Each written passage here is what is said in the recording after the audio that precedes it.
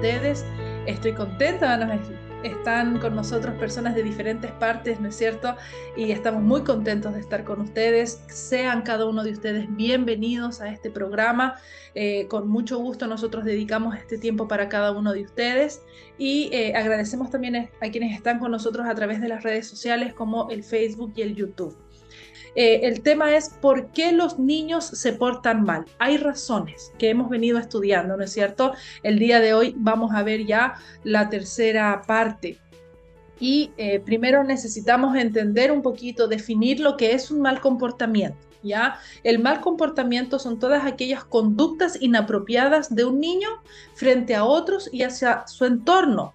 Estas conductas pueden ser la desobediencia, pueden ser rabietas, puede ser el negativismo, puede ser la agresividad de un niño, ¿verdad? Ahora, nosotros comprendemos y hemos venido, ¿no es cierto?, trabajando en esta temática en tres etapas de la niñez, ya que es niños pequeños, niños preescolares y niños adolescentes, ya que es importante también que podamos reconocer, a veces pensamos en niños y nos olvidamos de los adolescentes, entra dentro de este grupo, ¿no es cierto? Y recordar también que la adolescencia actualmente está considerada por la OMS entre los 10 y los 19 años, ya ha ido disminuyendo la edad. Ahora, ¿cuáles son las razones que nos plantea Kai Kusma en el libro Padres Entrenados? Son la primera, atención, ¿no es cierto? Los niños buscan obtener atención de parte de sus padres y ahí en el primer tema abordábamos cómo brindar esta atención, cómo debe ser, qué es lo que implica y cómo la falta de atención que ellos sienten se traduce en un mal comportamiento. También vimos el jueves pasado, ¿no es cierto?, cómo los niños se comportan de una mala manera porque están en una lucha de poder. Ellos quieren manifestar, ¿no es cierto?, o imponer su poder por encima del de los padres. Y allí hablábamos también de varias situaciones que se presentan y cómo poder evitar este mal comportamiento. Y finalmente el día de hoy vamos a hablar de esta razón, ¿no es cierto?, que es ya por venganza de parte de los niños, o sea, ese mal comportamiento, esa conducta inapropiada, porque este niño lo que quiere es vengarse. ¿Por qué? Porque no obtuvo atención, porque no logró conseguir el poder, porque los padres no lograron identificar las dificultades del niño y entonces actúa con venganza. Venganza, ¿no es cierto?, que se va acumulando de todas aquellas emociones negativas que no han sido resueltas. Miren lo que nos plantea ella. Los niños se comportan mal para obtener venganza porque tienen emociones no resueltas, emociones negativas que acumularon al no ser resueltos los niveles de atención y poder de forma adecuada. ¿Ya? Ahora, aquí nosotros entendemos, ¿no es cierto?, que este es un proceso en el que van avanzando, ¿no es cierto? Los niños quieren atención porque quieren sentirse amados y si no se sienten amados, entonces lógicamente quieren imponerse, quieren tomar decisiones, ¿no es cierto? Y al no sentirse amados, al no sentirse satisfechos porque no están tomando ellos las decisiones, generan emociones a partir de las cuales, ¿no es cierto?, quieren cobrar venganza. ¿Ya? Aquí ustedes pueden identificar tal vez a sus hijos, a los niños, ¿no es cierto?, con los que ustedes se relacionan, donde en ocasiones se plantea o se presenta este mal comportamiento como venganza y uno dice, pero ¿cómo puede actuar de esa manera? ¿No es cierto? Si es un niño, es un adolescente. Bueno, es que hay emociones no resueltas. Por eso tu desafío es desactivar esas emociones negativas en las etapas iniciales de las emociones. ¿Sí? Del momento en el que empiezan a despertar para que no se conviertan en acciones, ¿ya? O sea, nosotros no podemos evitar que el niño experimente emociones porque las emociones son naturales. Dios nos hizo con emociones y las emociones son parte de nosotros, tanto las positivas como las negativas. El tema está en que las emociones se convierten en acciones y cuando son emociones negativas, las acciones también son negativas, ¿no es cierto? Entonces, una vez que un niño toma una decisión por venganza o rebelión, esa decisión probablemente terminará lastimando al niño, ¿no es cierto?, que está actuando de una mala manera, y también a su entorno. A veces hermanos, padres, abuelos, ¿no es cierto? Amigos en el jardín, en la guardería, en el colegio, ¿no es cierto? Entonces, es súper importante aceptar este desafío de aprender a desactivar estas emociones. En cuanto a las reacciones típicas, ¿no es cierto?, de nosotros como padres, es que cuando se disciplina a los hijos, ¿no es cierto? Lo que hacemos es atacar la conducta, aquella conducta con la que nosotros no estamos de acuerdo, que no nos gusta, ¿no es cierto? En lugar de tomar unos pocos minutos para determinar la emoción subyacente que causó el problema, que hizo que ese niño tuviera esa conducta. Y justamente la psicología del iceberg es la que utiliza esta autora para explicarnos un poquito esto de las emociones que experimentan los niños y de cómo la conducta es lo único que nosotros estamos logrando observar. Aquí yo traje una imagen para que ustedes puedan darse cuenta. Esto es un iceberg. Es un pedazo de hielo que se puede observar encima de una superficie, pero que debajo, ¿no es cierto?, del mar, muchas veces, al 100% de las veces o un 90% de las veces, es más grande, ¿no es cierto?, que lo que se está observando. El iceberg es aquella masa, ¿no es cierto?, de nieve que se encuentra en el mar, donde se observa la punta y no se puede observar todo el contenido de esta masa, ¿no es cierto?, que se encuentra por debajo del mar. Entonces, Kai Kusma nos plantea que la punta que sí se ve, la parte del iceberg que sí se ve, viene a ser la conducta del niño, lo que nosotros podemos observar frente a nuestros ojos. Pero parte que está debajo, ¿no es cierto?, de la superficie que no se observa, representa a cómo se siente ese niño. Y muchas veces esa emoción es mucho más grande de lo que realmente está ocurriendo y de lo que realmente nosotros podemos observar. Y dice, la conducta del iceberg puede verse en los niños. Cada vez que ves algo que no te gusta, sea una conducta destructiva, palabras crueles, acciones hostiles, lo que ves es como la punta visible del iceberg. Para librarse de esa conducta, la mayoría de los padres, sin pensarlo, atacan la conducta. ¿Cómo? Azotan, gritan, amenazan o envían al niño a su habitación, ¿no es cierto? Y a veces sí, resulta, pueden tener éxito y la conducta desaparece, pero por un tiempo y uno dice, ¿por qué de nuevo está apareciendo esta conducta? Pues justamente porque no se ha atacado, ¿no es cierto?, la emoción que se encuentra por debajo. Ya, ahora, es importante que nosotros podamos reconocer, aprender a reconocer la emoción que está por debajo de los niños. Y es allí donde Kai Kusma nos plantea, ¿no es cierto?, el poder identificar dentro de la situación que está ocurriendo qué es la emoción que está pasando. Entonces, lógicamente yo nunca la voy a ver, porque yo nunca puedo ver debajo de lo que está en la superficie del mar, ¿no es cierto? ¿Qué tengo que hacer para poder mirar? Tengo que sumergirme en el agua y poder observar visualmente, ¿no es cierto?, valga la redundancia, cuán grande es el trozo de hielo que está debajo del mar. Y es exactamente lo mismo que nosotros tenemos que hacer con nuestros hijos.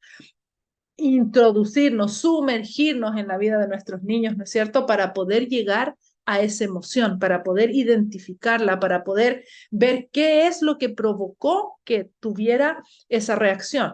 Entonces, nos plantea en casos de niños pequeños, por ejemplo, niños que no hablan, ¿sí? Donde un niño no va a poder decir es que estoy enojado, es que estoy triste, ¿no es cierto? Es que esto me molestó, es que no estoy de acuerdo con esto. No, porque el niño no habla. 2 años el niño no va a poder decirte todo esto, ¿no es cierto? Entonces ella cuenta la historia de una niña que fue traída por su madre a una sala en una iglesia, ¿no es cierto? Y la madre la deja a la niña, a la maestra, y la madre se va con el bebé en brazos.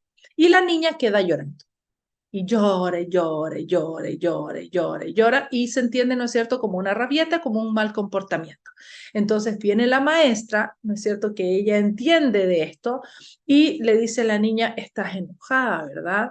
Te molesta que la mamá se vaya con el bebé y te haya dejado a ti aquí. Esto es injusto, ¿no es cierto? Entonces es la maestra quien empieza a ponerle nombre a lo que la niña está expresando.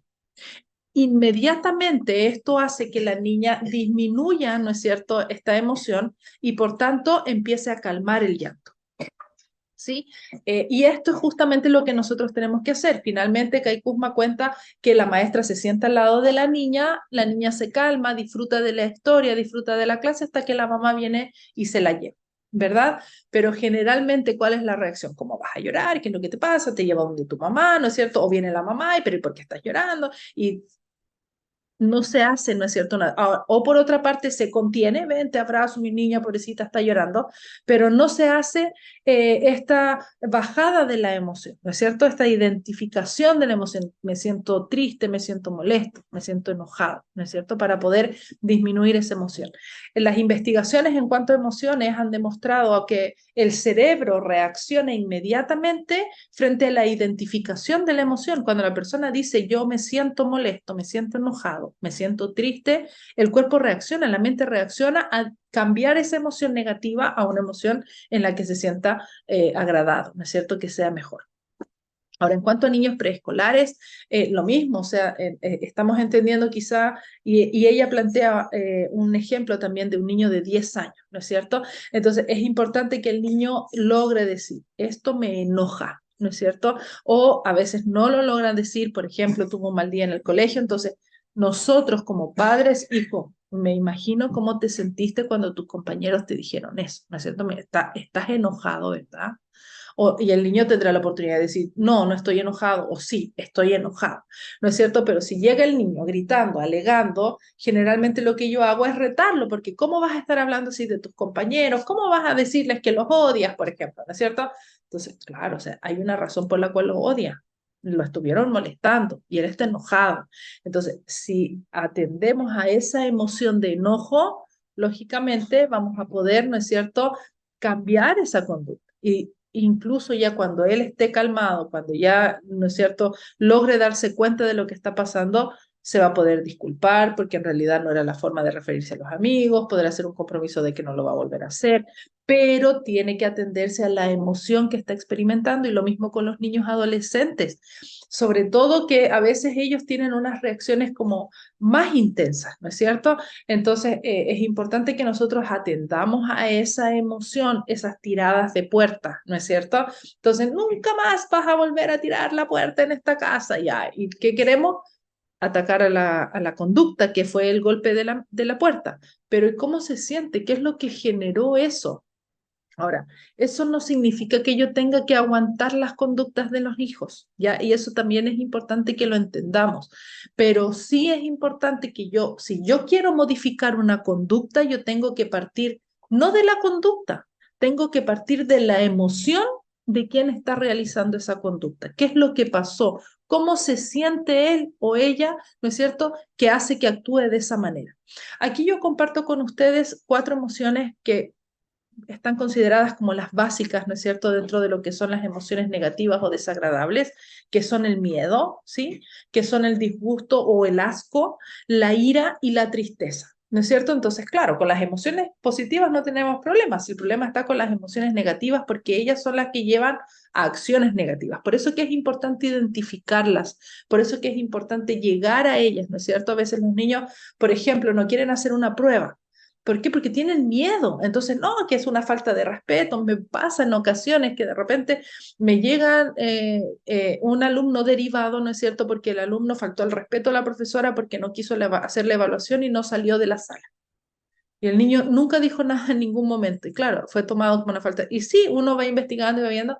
Y lógicamente ese niño tenía mucho miedo porque no había estudiado, porque la tarde anterior, ¿no es cierto?, había pasado una mala tarde, porque está preocupado por su papá que viajó y no se tiene información del papá. ¿Me entienden? Entonces, es importante saber qué es lo que está pasando con ese y cuál es la emoción que provocó esa conducta. Lógicamente, no está bien que ese niño no salga de clase si es que la profesora le está diciendo que tiene que salir. Él tiene que obedecer a esa conducta, pero hay que entender por qué no lo es, cuál es la emoción que hay por debajo. Lo mismo en la ira, ¿no es cierto? O sea, ¿por qué el niño está enojado? ¿Por qué le pegó al otro? Hay una emoción por debajo, ¿sí?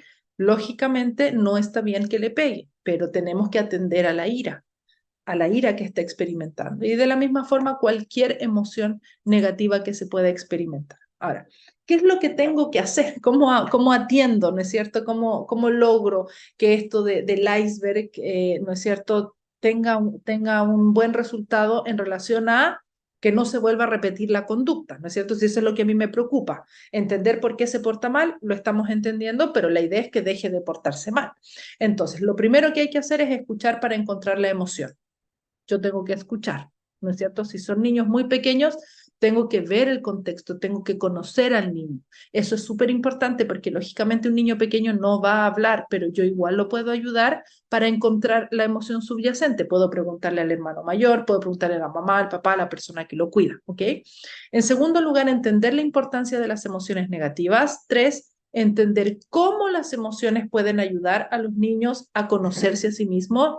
4, aprender a prevenir emociones negativas. Y 5, tratar los primeros signos de emociones negativas.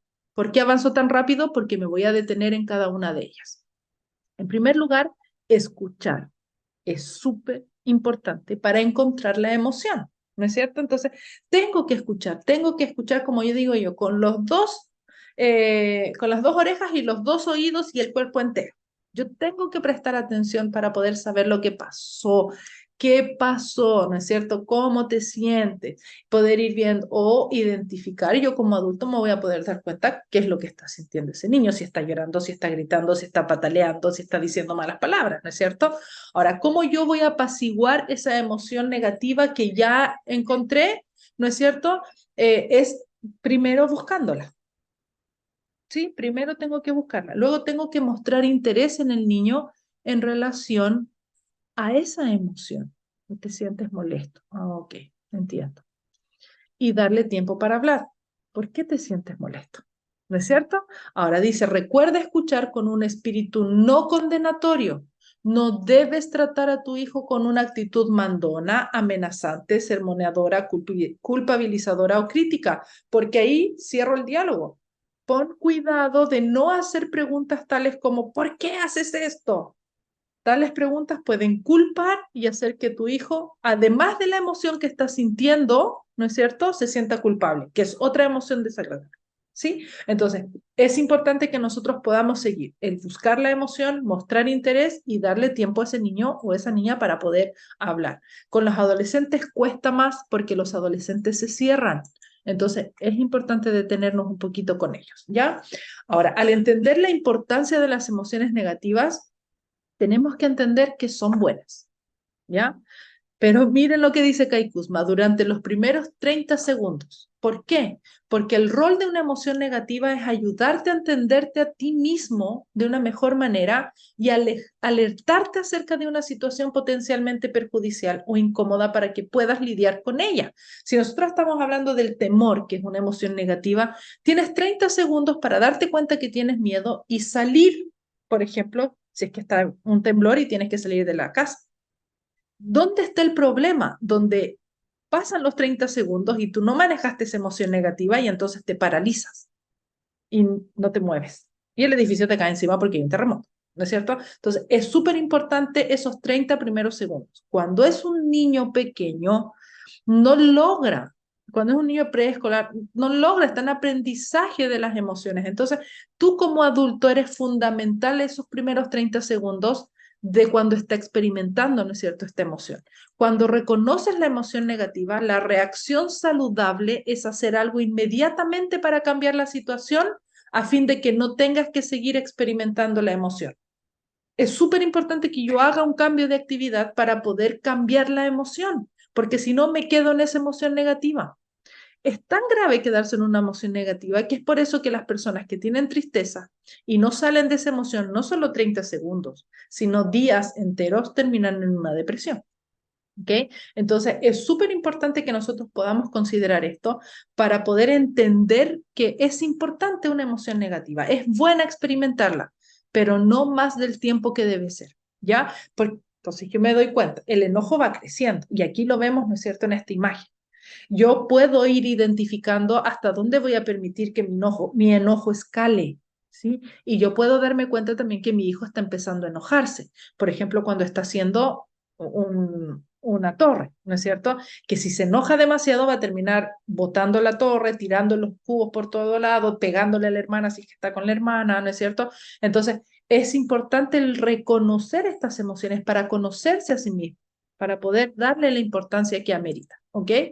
Dice así, Si ignora los primeros instantes de una emoción negativa, este puede salirse de control con facilidad. Cuando esto les ocurre a los niños, las emociones que están experimentando los llevan a aquella conducta inapropiada, aquella conducta con la que tú no estás de acuerdo, la que no te gusta y la que quieres modificar, ¿no es cierto? Entonces, para evitar esa conducta de tu hijo, tienes que conocer cómo se siente tu hijo durante las primeras etapas de una emoción. Por eso es bueno también que nosotros lo expongamos a experiencias donde vaya sintiendo emociones a tu lado, ¿no es cierto? Dándole cosas que de repente no le gustan para ver cuál es su reacción, cómo enfrenta esa emoción para que tú puedas, ¿no es cierto?, ayudarlo con esa emoción. Y es ahí donde empiezan a veces dificultades en el jardín, en el colegio, porque los niños empiezan a experimentar situaciones desconocidas que despiertan emociones que no saben manejar, ¿no es cierto? Y tienen conductas inapropiadas. Entonces, si tú tienes un niño que está teniendo conductas inapropiadas en el colegio, que constantemente te están llamando la atención, identifica qué está sintiendo, qué es lo que está pasando, cuál es la emoción que no sabe manejar. En la mayoría de los casos es el enojo del niño que estaba acostumbrado a estar en la casa, ¿no es cierto? Y que todas las cosas le salían bien o que todos favorecían para darle el turno, para que el niño se sienta agradado, pero resulta que en un colegio nadie va a hacer eso. Él es uno más de 40 niños, de 20 niños, de 15 niños, ¿no es cierto? Y cada uno quiere exactamente lo mismo. Entonces, es importante que nosotros podamos detenernos en lo que está sintiendo el niño y que por eso actúa de la forma en la que lo hace. Dice así, si ves que se está frustrando y enojando, deja lo que estés haciendo y encárgate de esa emoción antes de que tu hijo sea forzado a expresarla en acciones. ¿Qué tienes que hacer? Acercarte y decirle, te sientes enojado, o una frase similar que identifique la emoción negativa, ¿no es cierto? Hijo, creo que te estás enojando, hijo, lo que tú sientes es enojo, ¿no es cierto? Luego escucha y ofrece ayuda para resolver el problema. Sí, es que estoy enojado porque no puedo armar esto. Ok, ¿qué hacemos entonces? Vamos un ratito, caminamos y ahí tú le enseñas técnicas que pueden ayudar a no aumentar ese enojo. ¿Ya? Esa es la idea. Pero si tú llegas a donde está tu hijo, no, oye, no, pero ¿cómo te enojas así? Pero qué. O sea, no va a funcionar de esa manera. Y generalmente esa es la reacción, ¿no es cierto? Ah, todo el tiempo te enojas, esta es la última vez. Y enojados le decimos que no tiene que enojarse. O lo sacamos bruscamente de la situación, ¿no es cierto? Alterándolo más porque ya está empezando a sentir y a experimentar una emoción que es negativa, ¿no es cierto? Y en realidad lo que tenemos que hacer es ayudarlo a bajar, a que concentre su atención en otra cosa, pero no de manera brusca, ¿ok? En tercer lugar, entender cómo las emociones pueden ayudar a los niños a conocerse a sí mismos. También dice, puedes utilizar las emociones negativas para ayudar a tu hijo a aceptar quién es y para entender qué le gusta y qué no le gusta. Cuando se entienda mejor a sí mismo, no solo aprenderá a evitar situaciones frustrantes, sino también cómo afrontar la frustración en lugar de explosión. Aquí la autora cuenta un ejemplo, ¿no es cierto?, de Aarón, que tiene 5 años y que se está lavando las manos. Pero se está lavando las manos y está saliendo tan fuerte el agua de la llave que empieza a mojarse las mangas. Y como a él no le gusta mojarse las mangas, empieza a gritar porque no logra dar la solución, porque si se remanga las manos con la mano mojada, se va a mojar más, ¿no es cierto? Y entonces empieza a gritar. Y la mamá se acerca, observa, ¿no es cierto? Y baja la llave y le dice, hijo, te estás mojando y yo sé que a ti no te gusta, estás enojado porque no has logrado levantarte las mangas, ven, déjame que yo te ayude. Tú sabes que tú me puedes llamar cuando necesitas ayuda y yo voy a venir y te voy a ayudar y te voy a levantar las manos, ¿no es cierto? Entonces, yo bajo inmediatamente, pero no llego y, pero ¿cómo te estás mojando? O sea, ya lo estoy yo viendo al niño que está alterado, que está complicado con lo que le está pasando, para que más encima yo venga a echarle más leña al fuego, lógicamente eso no ayuda, entonces el niño se enoja, patea, molesta, ¿no es cierto? Ya, ahora, cuando el niño está calmado, yo puedo llevarlo a la reflexión. Miren lo que plantea Kai Kuzma. Su mamá le dijo, Aarón, sé que te gusta que tus mangas estén secas, déjame ayudarte. Lo arremangó tanto como pudo, cerró la llave, abrió el drenaje del lavabo y le dio una toalla a Aarón. Hacer las cosas por ti mismo te hace sentir bien, pero si me necesitas, siempre estoy dispuesta a ayudarte. Luego agregó, Es difícil cuando las cosas no ocurren como quieres, ¿no? Con eso, ella alcanzó, ¿no es cierto?, a desactivar las emociones de Aarón. ¿Por qué? Porque ya lo está llevando a identificar cómo se está sintiendo, qué es lo que está pensando. Luego hablaron acerca de lo que podría ser la siguiente oportunidad que sintiera que comenzaba la frustración. ¿No es cierto? Apagar el agua, llamar a la mamá, ¿verdad? Entonces, la mamá utilizó la situación para ayudar a Aarón a ponerse en contacto consigo mismo. A él no le gustan las mangas mojadas. Se enoja cuando no puede controlar una situación frustrante. Le gusta hacer las cosas por sí mismo. ¿No es cierto? Típico de un niño de 5 años. Y también aprendió que está bien pedir ayuda cuando la necesita. Entonces, todo esto nosotros podemos transmitir con una reacción adecuada, ya que esté concentrada en validar lo que el niño está sintiendo, identificando lo que siente y ayudándolo a manejar esta emoción, ¿cierto? Y ahí se logra eliminar una conducta inapropiada, ¿ok? También está el aprender a prevenir emociones negativas, ¿ya? Cómo puedes hacer para prevenir tantas emociones negativas como sea posible? Los niños son como esponjas emocionales, absorben la atmósfera emocional de la casa. Te ha debido pasar que si tú te peleas con tu esposo, como que andan todos irritables. ¿No es cierto? Los niños andan. Muchas veces nos pasa que de repente vemos niños irritables en el colegio, entrevistamos a los papás y está la crema en la casa, como se dice, ¿no es cierto? Hay problemas en la casa. Y los niños están absorbiendo eso. Entonces, considera estas preguntas. ¿Es agradable vivir contigo? ¿Estás feliz tú como mamá, tú como papá, tú como tía, tío, abuela? ¿No es cierto? ¿Por qué? Porque vas a contagiar tus emociones a tus hijos. Si estás sufriendo amargura, culpa e ira, lo más probable es que tus hijos las sufran también. Entonces, trabaja estas emociones negativas tú primero. Analiza cómo está tu actitud. Cuando los niños están llenos de emociones positivas, no queda mucho lugar para las negativas. La mejor medida preventiva es llenar a tu hijo constantemente con las positivas. ¿Quieres que tu hijo experimente emociones positivas? Tienes que experimentarlas tú primero. Tienes que vivirlas tú. Tienes que generar un ambiente positivo, un ambiente de alegría. Cuando todos están cantando, él también se va a poner a cantar. Pero si tú andas enojado, andas irritable, te molestas por todo, gritas para pedir las cosas, lógicamente vas a contagiar a tu hijo de exactamente lo mismo. ¿Ya? La número 5 nos habla de tratar los primeros signos de emociones negativas. Y aquí ella nos plantea qué signos podemos identificar, ¿no es cierto? Y que son los que hay que tratar. El lloriqueo, resistirse a la ayuda, reaccionar excesivamente, ¿no es cierto? Niños intensos, reacciones exageradas, el pegarse, pegotearse, ¿no es cierto? Las pataletas y el hacer puchero, ¿no es cierto? Esto yo lo tengo que tratar apenas empiezo a ver estos signos, ¿no es cierto? Estos ya son alertas de que él está experimentando una emoción negativa. O sea, no necesita pegarle a algo, no necesita gritar, ya es cosa de que tú identifiques uno de estos signos para darte cuenta que está experimentando emociones negativas y que tienes que detenerlo porque va a avanzar. ¿Y qué pasa si avanza? Van a haber estas conductas inapropiadas secundarias.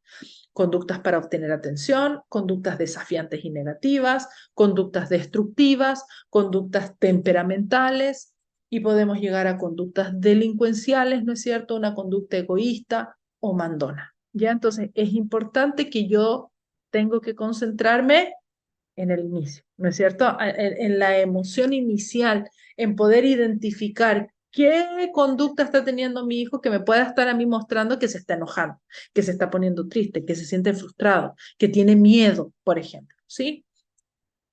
Miren lo que nos dice ella. Los niños pequeños generalmente expresan estos comportamientos de dos formas. Primero, activa y abiertamente, con actos tales como pegar, morder, gritar o faltar el respeto. Sí, eso es abierto, eso es, o sea, evidente.